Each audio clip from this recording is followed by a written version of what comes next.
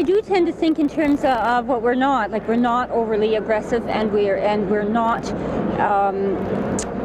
We don't have to try to convince other people to live our way of life, you know. Then we don't have to worry about any ideals like that. Everybody goes, huh?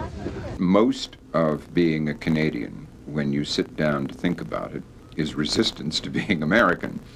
Their very identity is threatened. A Canadian is a true Canadian that,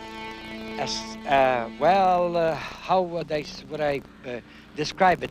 No beaver, definitely no identity. People who live between two really almost intolerable pressures.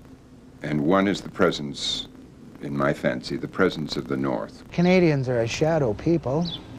They don't stand up with a lot of gusto and bravado and declare what they are. What I'm doing is really not very typically Canadian. I'd rather be on a boat somewhere, just minding my own business. But if I don't do what I'm doing now, I feel that there will be nothing to stand for, and I won't have a place to be on a boat somewhere. See how happy they are to see visitors. Their land is very rich, and as you can see, they have lots of fun playing in it.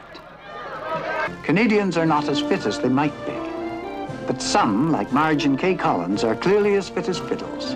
This is a typical example of Canadian restraint and understatement. Yeah, well,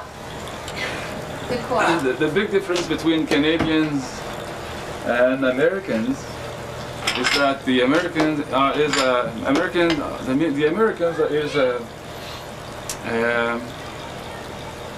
an offensive culture.